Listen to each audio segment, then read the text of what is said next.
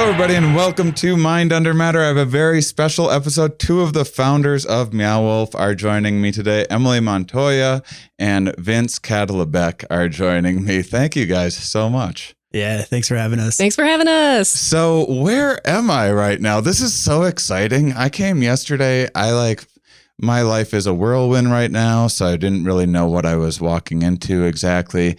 And I thought I was meeting you at the actual Meow Wolf Santa Fe location, and then I actually I felt like Charlie in the Chocolate Factory. I got a whole tour of the facility where all of the magic is made. How would you describe this place, Emily? What is this? What is Caterpillar to us? Yeah, well, that's kind of exactly what you said. This is our production facility where we make a bunch of art, and we make all the stuff that we put in our exhibits here. Yeah.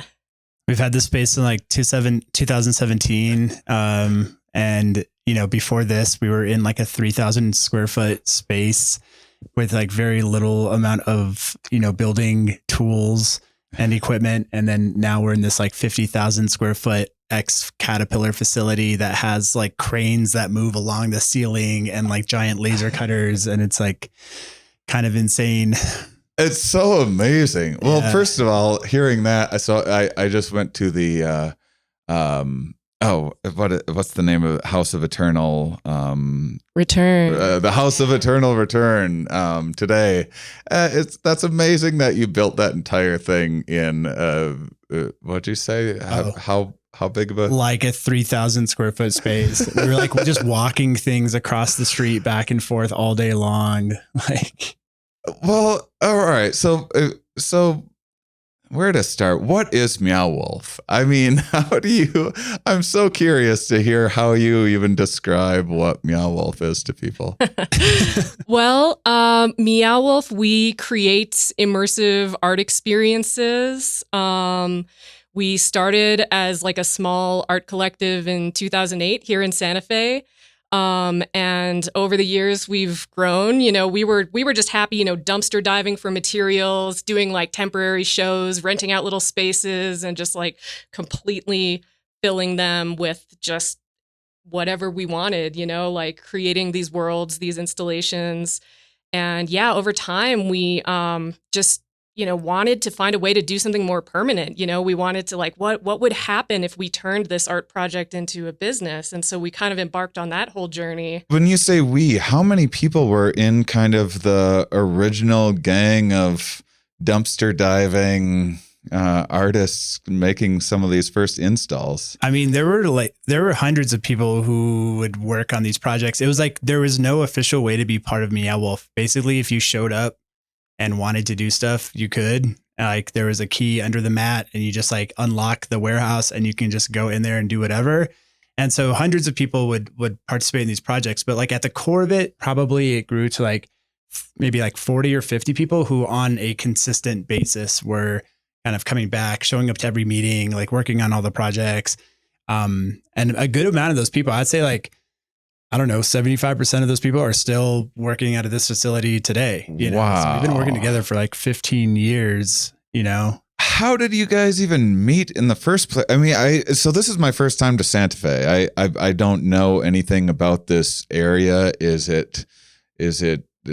Do artists tend to flock here? How did 40 to 50 people originally start even coming up with the idea of let's all get together and start creating immersive art spaces?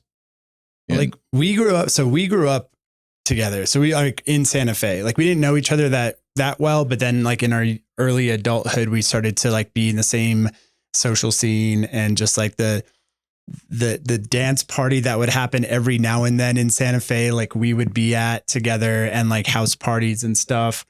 Santa Fe is sort of this crazy nexus for artists and transients and fringe thinkers and psychonauts, and just it definitely collects a really interesting perspective. And if you don't really, I would say Santa Fe communicates at a very interesting level or frequency. People here communicate in a very interesting way.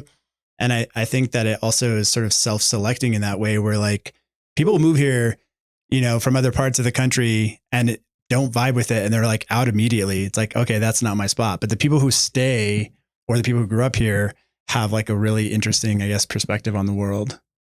Yeah, I'm warming up for my shows at Area 15 and Vegas Meow Wolf location. Is that what you? I mean, it's kind of. How does that work? By the way, what's that partnership exactly? You call it just like the Vegas location of Meow Wolf? Yeah, Meow Wolf Vegas or Omega Mart. Yeah. Yeah, and we're like the anchor tenant at Area 15, so we're like the Dillards of Area 15. Yeah. And I had met Vince during the Meet Delic where I first kind of discovered Area 15 and pitched them my show and everything. And I strung together very last minute as Vince got an email from me like 2 weeks ago, like, hey, I want to do a show in Santa Fe. Is Meow Wolf open by chance? I got a different theater in town and it sold out like immediately. I was like, oh my God, okay, well. That's always a fun sign of a city when the psychedelic comedy show like sells out in a snap. But more importantly, the audience is there. I was telling Emily this is like I felt like I could kind of go further with cerebral content more than like some places I go to. People are like, oh.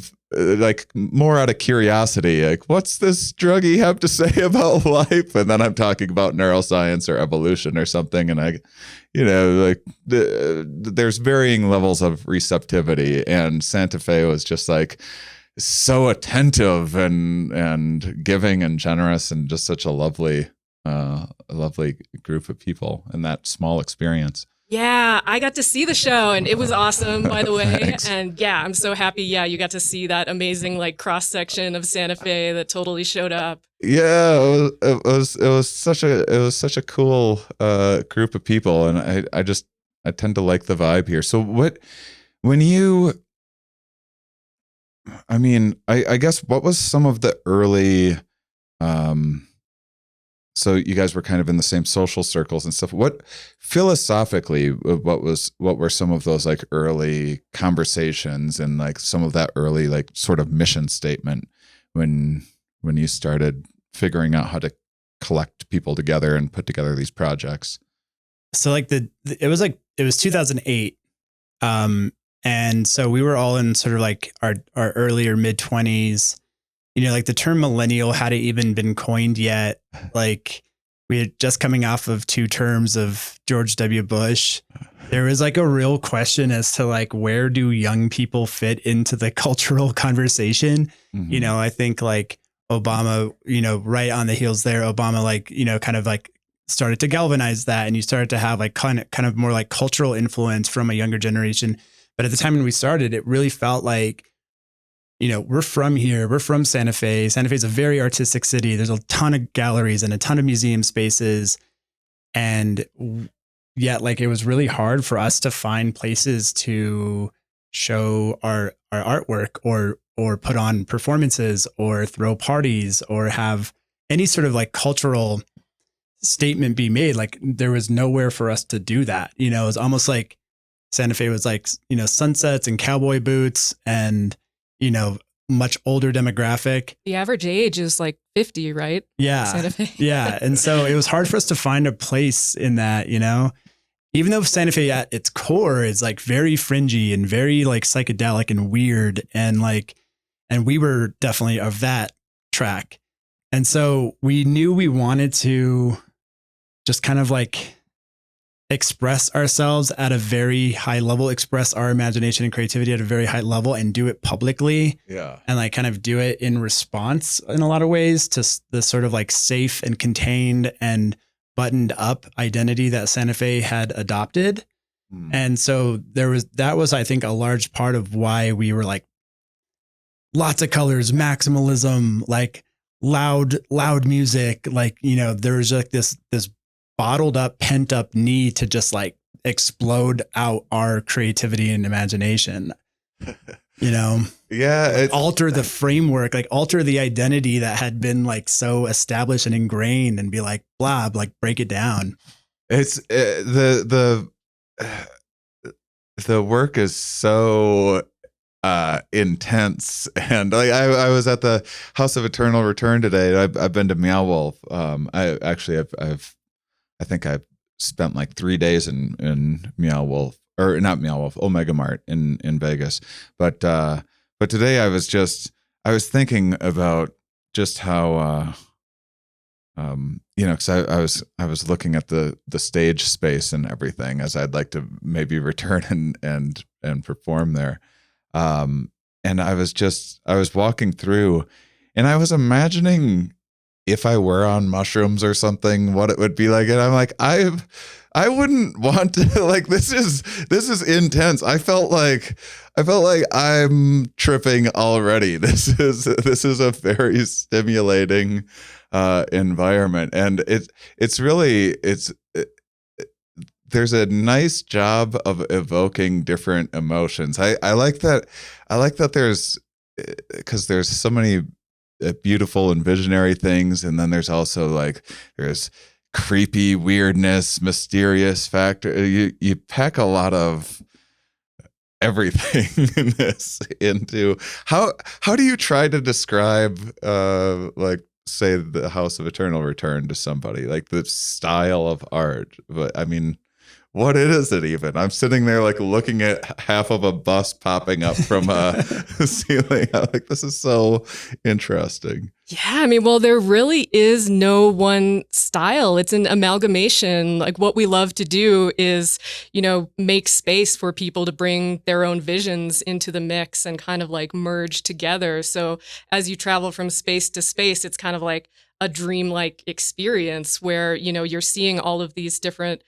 objects and environments and associations, and you're able to sort of like tell your own story based on who you are and what you bring to the experience. And so we really like to do that, and to give the space for lots of people to just like kind of do whatever they want, like bring forth what's within them, and like find a sort of organizing logic for it to all fit together, and rely on the participant, the person walking through, to kind of be a core part of that organizing logic. So it's like we sort of like dissolve the normal frameworks of order and frameworks of like consistency, consistent aesthetic. We kind of dissolve that, and there is like randomness, but there also, it's intentional, and there's like sort of a meaningful design choices around that randomness. Yeah. But we're trying to like create a sense of getting lost, and then the person who's going through is then the one finding themselves. Like, it's now up to them to find themselves. And it's very comparable to, I'd say, like a psychedelic trip, where like the framework is being dissolved and you're being presented with like a lot of inputs, and it's up to you to be able to like choose how you are piecing these inputs together. It's like, well, you nailed it, because it really is so I went through kind of twice, because I went through the first time, and then I had to step out and make a call and use the bathroom and stuff, and then I went through again, and the first time was just so, it really felt like that. It was almost a little bit like that anxious upswing that I'll have on the first hour. That's like, it's interesting, and I don't exactly know what's going to happen, and I'm like a hair anxious, and it's almost a little overwhelming, and then you hit that, and then it like plateaus, and then like my second time through, I had the lay of the land, and I felt like I could navigate and explore a little bit more on my own. And it was just, when you say that it's kind of, it's not just random, that was one thing that I really was struck by, was how different each room is. But every room, if you just showed someone that room, you'd be like, oh, that's like a Meow Wolf type room. But then, like, my favorite one, I'll show a picture.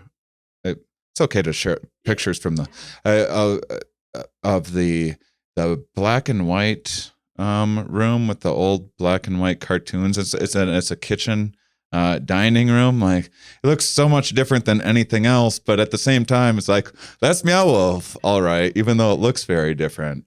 how do you go about? Do you just give like a room to a single artist or a group of artists, or how do you go about creating that diversity while keeping sort of a through line?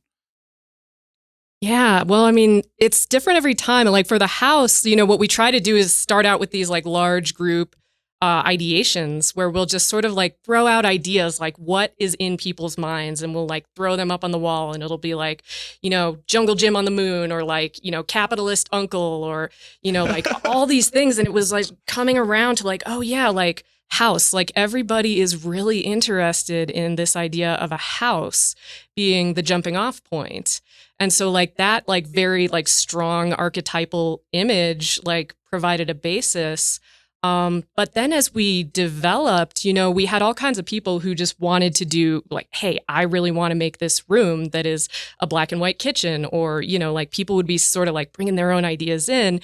And then so we had to sort of think about like, well, what then justifies the presence of all these different ideas within the same space? And so, yeah, like the story really developed around a family in this house where something has happened, and it has kind of like exploded their imaginations outwards. So you start off in the house, and then you go through these portals that open up into other worlds. And yeah, and they're like they're these other worlds are in some way like the physical or like actualization of the imaginative thoughts of the family that lives in the house.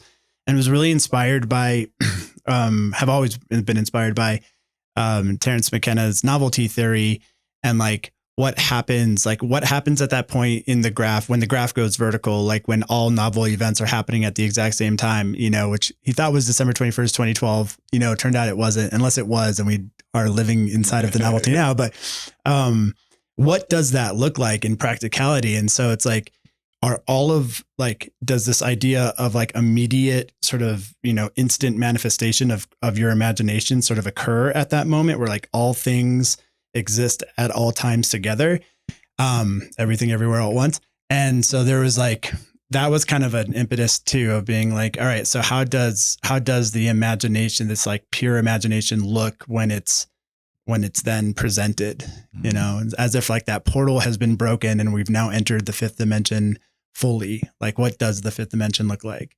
One of the amazing things is the age range of, because I'd only been to Omega Mart, and it just because it was Vegas or whatever else, it seemed like, at least when I was there, more adult people that, and yeah.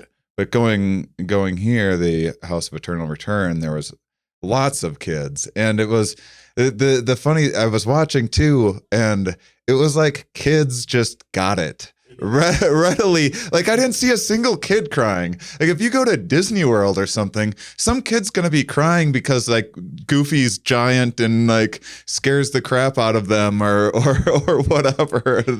They weren't ready to, you take a kid to see Santa Claus or something, and some of those kids are gonna cry seeing Santa Claus. But like every single kid in this like very crazy, trippy, like sort of eerie, spooky in parts, creep factor, and like some weird halls and stuff. Just like they got it. They like knew exactly what to do, where to go. It was fun to watch. Yeah, and we find that kids, a lot of times it really makes kids act more like adults, and adults act more like kids. That's a funny observation. It's a comfortable environment for them, because like unknown environments, like environments that are that you don't really have a developed reference point for, that's the world that kids live in. Like they don't know the world. They haven't established these strong parameters of knowing that we've developed as adults. And that's like a strong, they don't have like the strong system of knowing about the world outside of them or themselves yet.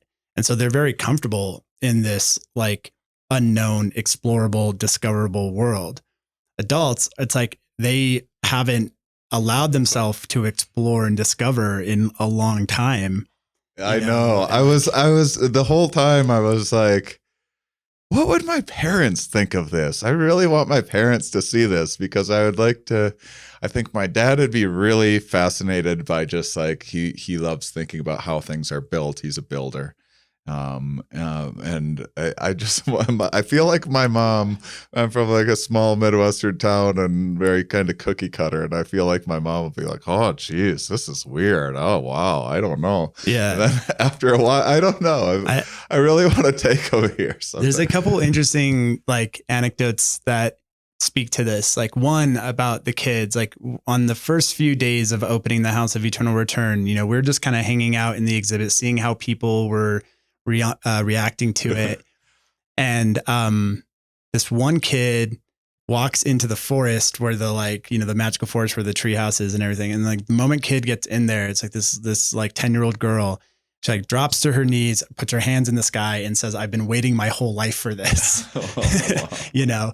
And then like another funny story is like, I remember I was in line, or I was like watching the line, and in line was like this family that was obviously from like, you know, not from New Mexico, probably from the Midwest or from Texas. And the father, you know, it's like pretty clear that like probably didn't vote for the president that we voted for, you know, probably a Trump supporter, but like they're in line and the dad is like really not having it. Like he's at Meow Wolf and he doesn't know why. The kids are excited. Mom's pretty excited, but dad has his arms crossed and is just like not having it. Yeah. And then like a half an hour later, I'm inside the exhibition and the dad is like on his hands and knees crawling around like the exhibit, huge smile on his face, like has totally like opened up. Yeah. And it's just like, it breaks down all of those identifiers that you have. Like when you're inside of Meow Wolf, it like doesn't matter who you voted for. It like doesn't matter who you are on the outside, like in reality. Because inside of a Meow Wolf exhibition, like none of that shit matters.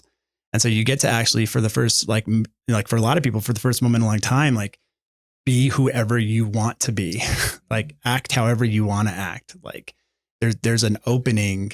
That portal that you walk through is a portal for your own self-discovery, for your own, you know, freedom and exploration of possibility, you know?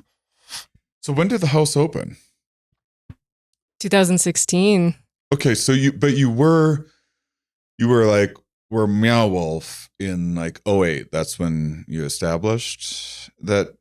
Yeah. Okay. That was when we were like an informal, like social group, like clubhouse art collective from 2008 until 2015 or so. 8 years, and then you had that, and that was like ribbon cutting ceremony 2016. Yeah, grand opening with George R. Martin, which is a key figure in this whole story. Yeah, tell that story. Like, you know, we were like 7 years into doing Meow Wolf projects, and though it was like really amazing and like some of the, you know, best people we've ever met and like some of the best times we've ever had together, it was also really taxing because like we weren't making money and we were putting a lot of time and energy into these projects, and you know, sleeping in like really raw situations when we would go and install projects and just like not having money for materials. And so it was getting very taxing. I think, Emily, you were telling me some of these stories yesterday, right? Of like renting an old like abandoned bookstore or something. Well, we would get invited to do installations for festivals or at galleries in other cities. And it would always be this like, we really want to have you, but we don't have much to pay you, you know, and like, hey, here's a spot you can stay if you want, you know, because, you know, we didn't really like have the money to rent a place for, you know, like 20 people.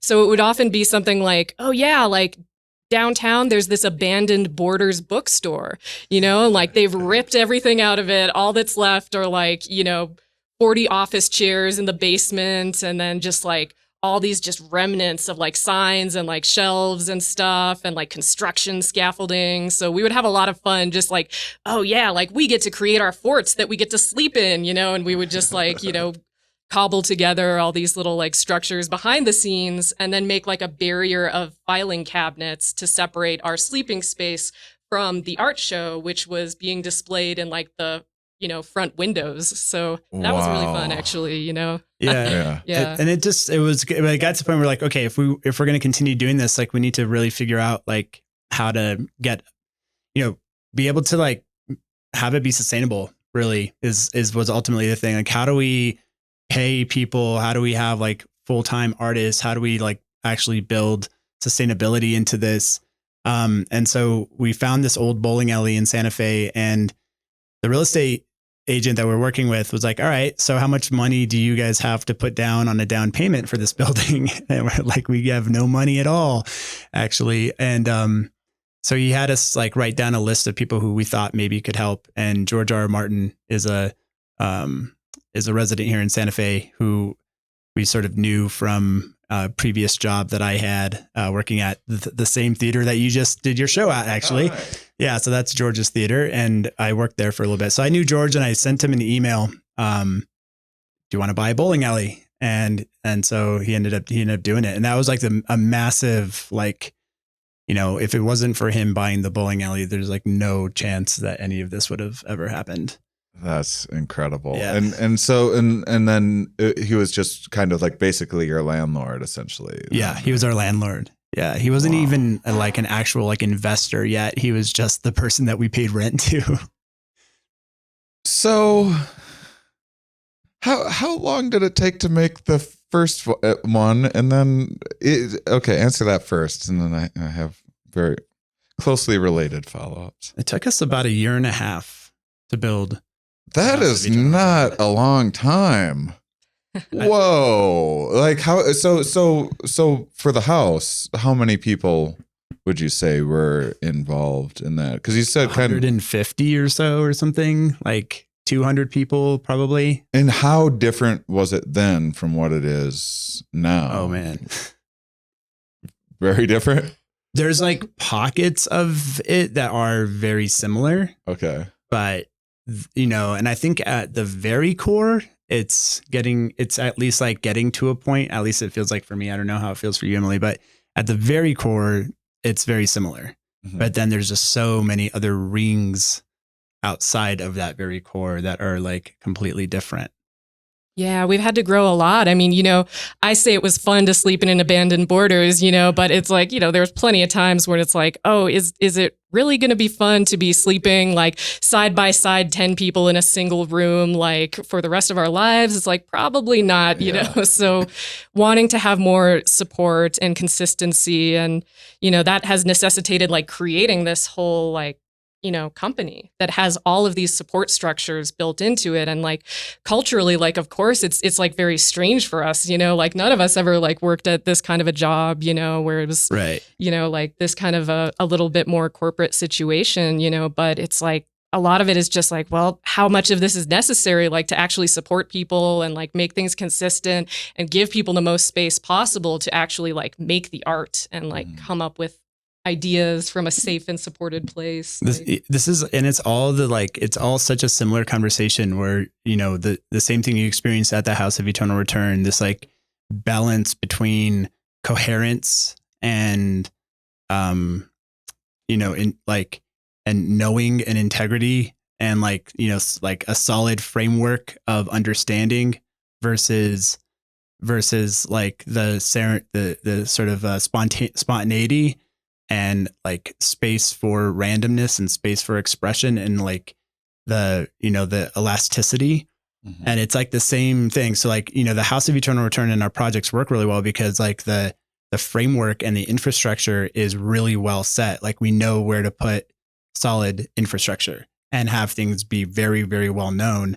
But then also at the same time, we allow for elasticity and agility within that space. And it's like, we're trying to figure that out within the company itself too. Like, where do we need to have like really good support systems and really good infrastructure and like solid processes and solid, you know, versus where can we also just be like elastic and spontaneous, you know? And I think that's a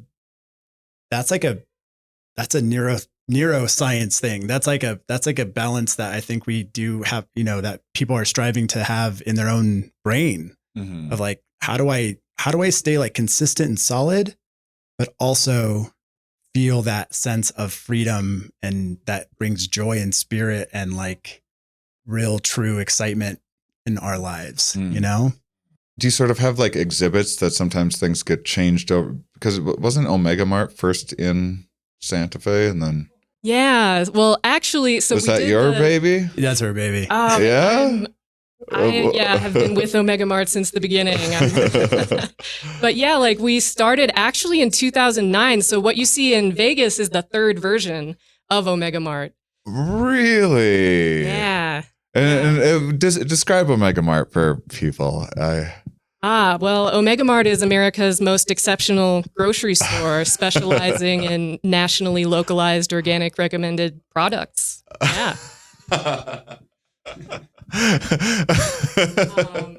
I love that.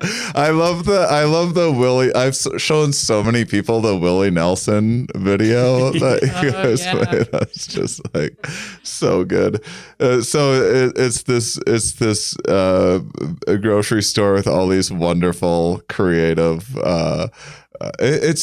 It's kind of like if Andy Warhol and Salvador Dali made like a satirical grocery store or something in a way. I don't know. Is that? Oh, that's an awesome compliment. Is that a somewhat accurate-ish?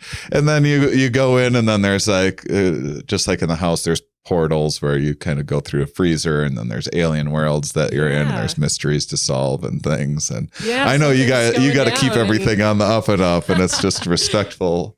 Respectable groceries. In Omega Mart, and like their whole tactic, they're not going to acknowledge the fact that, their portals are opening up, that there are difficult spills emerging. They're going to come up with a nice euphemism. They want their whole like motto is, like distract and normalize.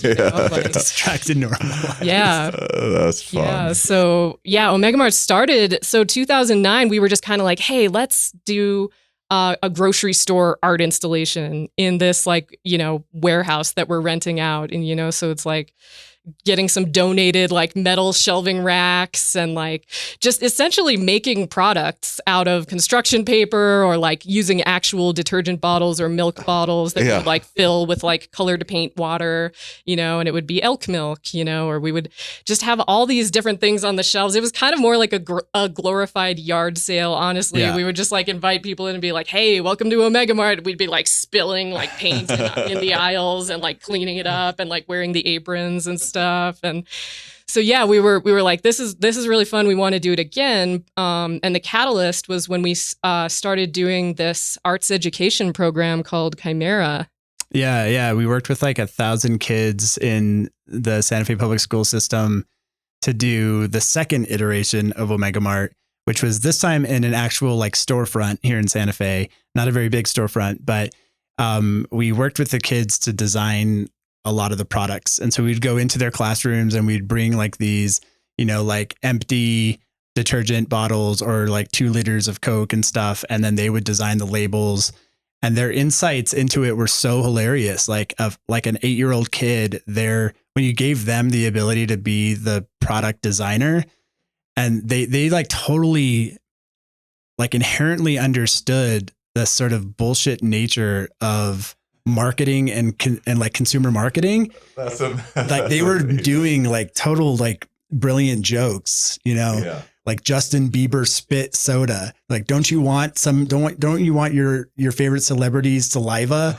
Celebrity backwash. Celebrity backwash. That's what it was. Yeah. They did like giant sponge in a box for cows that have been abducted.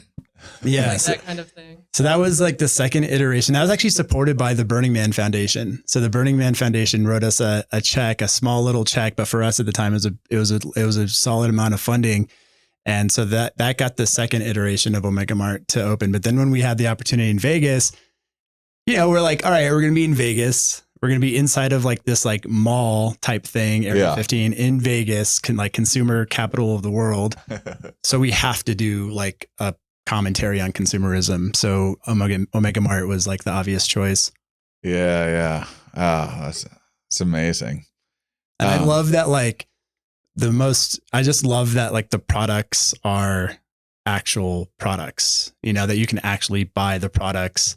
We didn't just like create props that are glued down onto the shelf that are pretending to be products. Like all of these things here, like plausible deniability, laundry detergent is actual laundry detergent that you can actually buy. It's just like, yeah.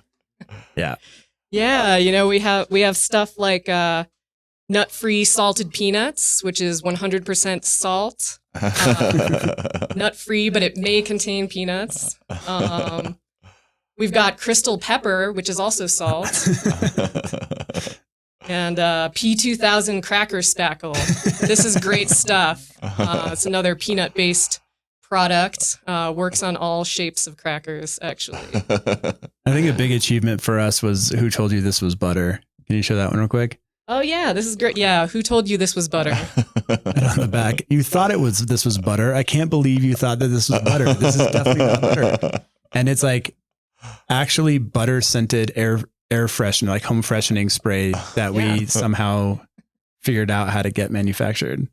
Yeah, that was a lot of fun, is sort of figuring out the actual supply chain and like who can sort of supply us these products and how do we explain to them like what we're going to do with them. Like that was definitely fun. We had a lot of like products come back with like red lines, just like, why would you say this on your label? Like OMGMOs, like, are you sure you want to project that image? You know, like they're just like being helpful, but it's like, oh yeah, like we just kind of had to like explain what we're doing here. Yeah. So, and then Denver was the next one to open up. So how have projects evolved since you made the house in 16 and then Omega Mart?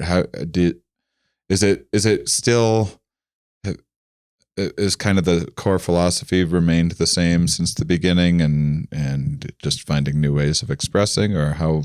Yeah, I'd say like the core philosophy has remained very, very much the same. And then like what's really changed is just the process, you know, the amount of like, because we're building bigger and we're building for more audiences, you know, for more people. Like Omega Mart sees like 1 million people a year through there. So you have to like take that into consideration when you're building stuff, like the maintenance of it and the code compliance and all of that. Like it was jam packed in Santa Fe when I went this morning. I was like, holy smokes. Yeah. Popular place. Spring break right now too.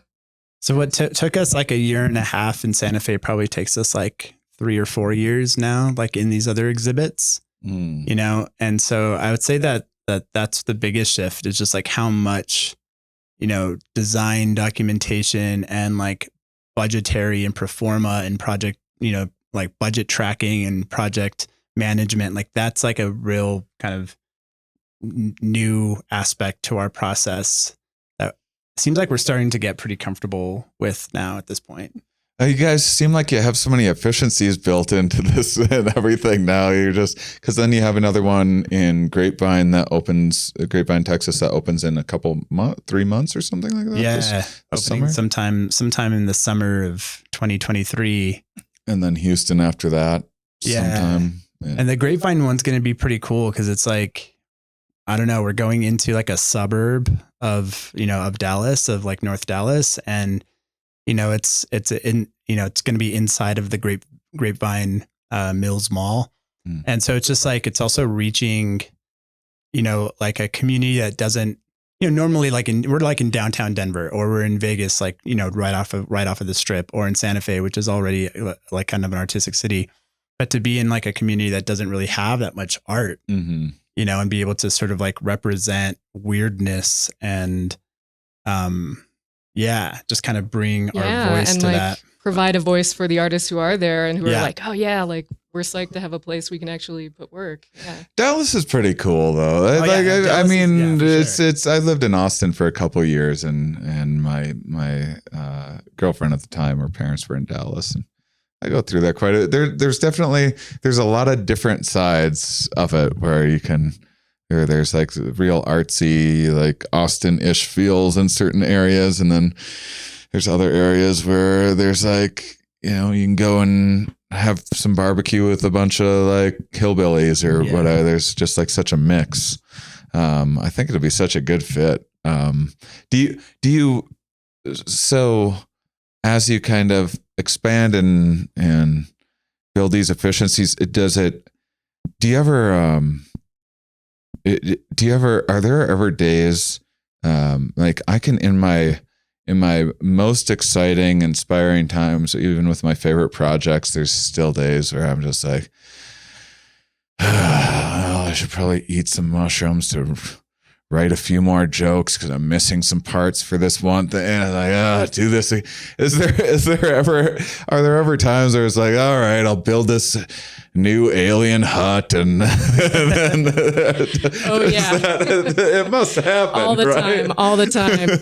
Yes, it does happen all the time. It is really funny, 'cause you can get like stuck in that reality tunnel, where you're just piece by piece, building this, beautiful sculpture and just be like, oh yeah, like, you're just like so stressed. It's not looking the way I want. And like, oh, like, why am I doing, yeah, you can totally get into a weird mode with it and just be like trapped in this, just like, wait a minute, like I did this because I didn't want to have a job. But yeah. Yeah. Good luck. It takes a lot of work to not have a job. Yeah. That's that's amazing. That it's now expanding so rapidly. And then, well, what is that like so you go in somewhere like Grapevine and you say you're excited to work with local artists. How does, as someone that I find myself networking with various visionary artists in the community and stuff, and I'm sure you guys must just get hit up by people all of the time.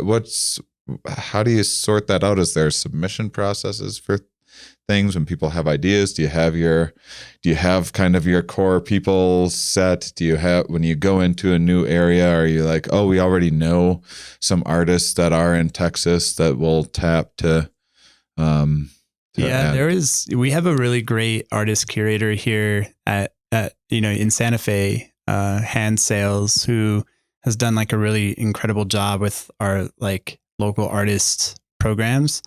And, she starts with, I think, like finding somebody who is local, who is also then connected to the network of artists. And then from there, yeah, there's like submission, there's like both simultaneously like a submission process, but then there's also some like targeted sort of like people who we know are in that area that we want to work with.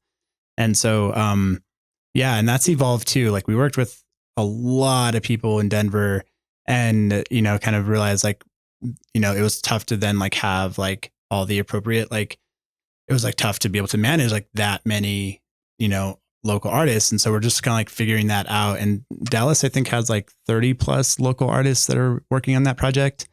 But that's like a core part of how we do these exhibitions is it's like, it has to like be largely from the voice of the location that you're going to, or else it's, art is so much about like a reflection of your environment, a reflection of your place. And so, for us, it's like, that's how the exhibits are going to be authentic and be interesting to that market, is if it's made by, at least partially by the local artists. So it's cool though. I mean, I think like we have been able to build like a pretty incredible network. Like you're just saying that there's somebody who did a piece for us that worked with Shane. Oh yeah, Ramin did a piece. Yeah, Ramin Nash did some work. Yeah, that's awesome. He did the poster for my show that's going to be at Area 15, so there's crossover. Yeah, I was thinking in some of those rooms, I was like, oh man, I bet Ramin could make something pretty awesome for this. But that's how many, if you had to estimate how many different artists have contributed to Omega Mart over the years, just crazy ballpark number. Just Omega Mart or everything? Meow Wolf. I mean, wow. I keep on mixing up thousands, like, yeah, a couple thousand, few thousand artists probably. And do you guys still ever do any festival installations or anything like that? Yeah. Yeah. Well, we throw our own festival now. Like, yeah. What? Downtown Denver, we do Denver Vortex. It used to be Taos Vortex, and then we moved it up to Denver. And so, yeah, we're doing that every once a year. And so, like, when is it? I didn't know that. It's gonna be in August. Yeah, Denver Vortex will be in August. It's like right downtown. And then there will be, we'll probably be doing like activations at a bunch of other festivals, like some, festivals in Vegas or festivals usually in the cities that we have exhibitions in. Mm-hmm. Yeah, like music is a core part of like who Meow Wolf is, for sure. Oh, really? So what's kind of because I saw the stage today is such a cool place. I'm like, I have to do my show here. This is like getting to do a psychedelic comedy show in this like Alice in Wonderland type insane place. But what is the programming generally like if people are visiting Santa Fe? It's like pretty diverse, although we do like we do love like house and techno and bass music. I mean, like, so it is electronic music oriented, but there's definitely, a diverse range. But yeah, like we've been doing music programming pretty much since day one. And Emily has been a big part of that, like booking the talent and like curating the shows, DJing a lot of the parties that we threw.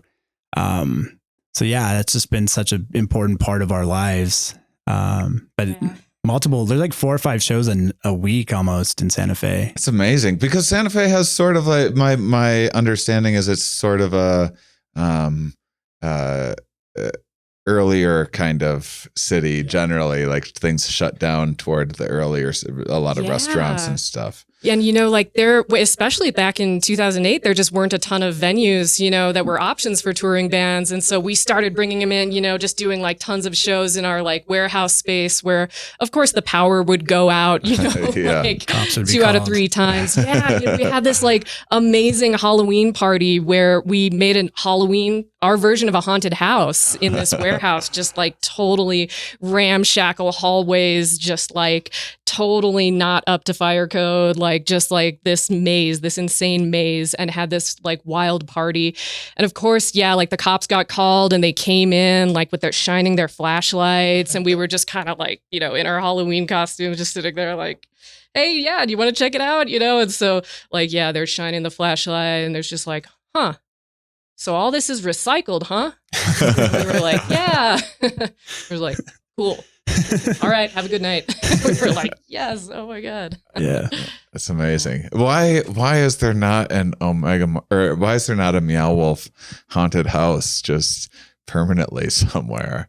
Feels like it's I want to see a Meow Wolf haunted house. Yeah, someday. Yeah. I think we have like, similar with that, it's like we want to create spaces that are unknown. And so when you have like certain like genres or themes that are like predictable or already sort of established, so we'd have to kind of like really dig into like what is the core of like a haunted house, and in a way that feels, sort of right for us, like one of my favorite horror films ever is like Midsommar, and it's like, that's like definitely like a horror film, but not at all like what you'd expect, so I think like we'd have to really, really dig into that genre, to pull it off.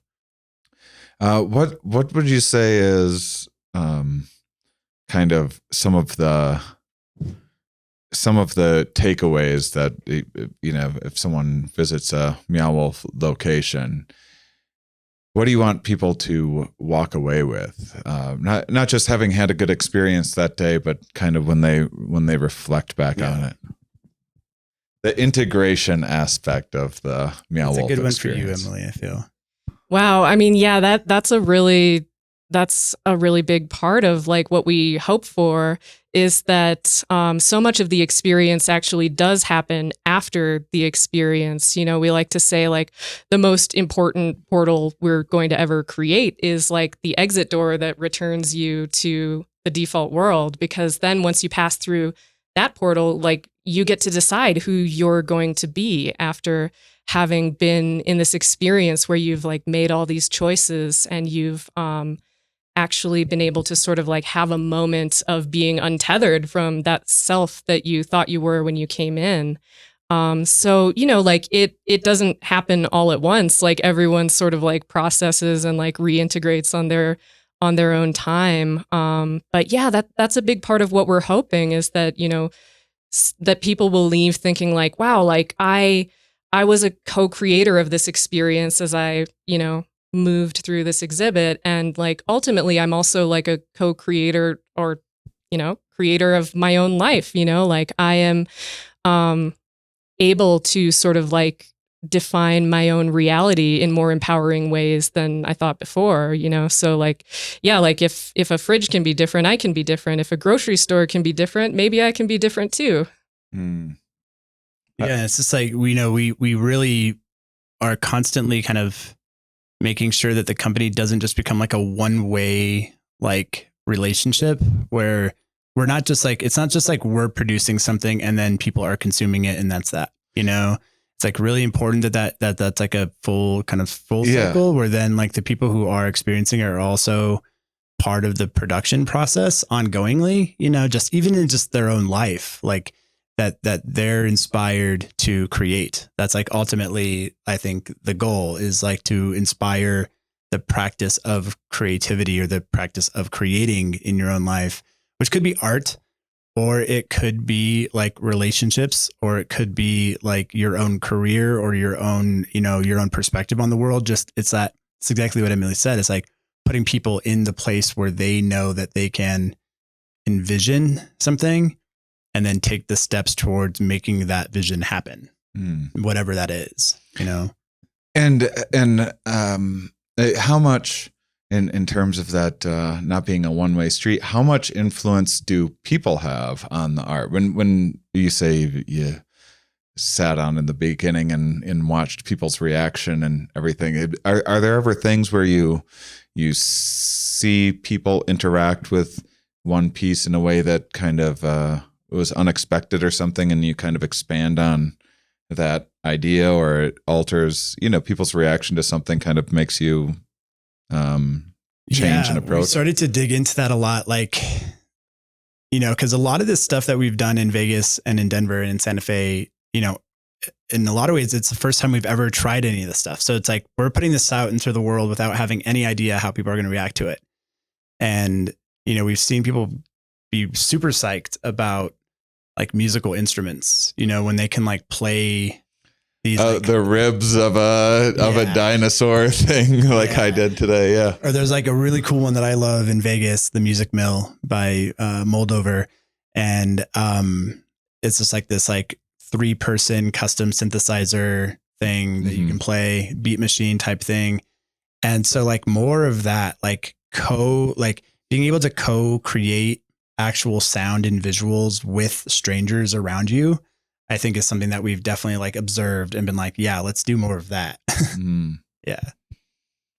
Very cool. Well, this is so inspiring talking to you guys. Thanks so much for showing me everything here. This has been such a treat, and I can't wait to visit again. I'm going to spend more time the next time I'm back, and hope to see you guys around in Vegas and stuff too, hopefully. And everyone please go to meowwolf.com, right? Yeah, meowwolf.com is like where you can explore the 3 exhibits we have. And then Dallas opening this summer. So excellent. Well, thank you guys so much. All right. Thanks, Shane. Thank you. Thanks for listening, everybody.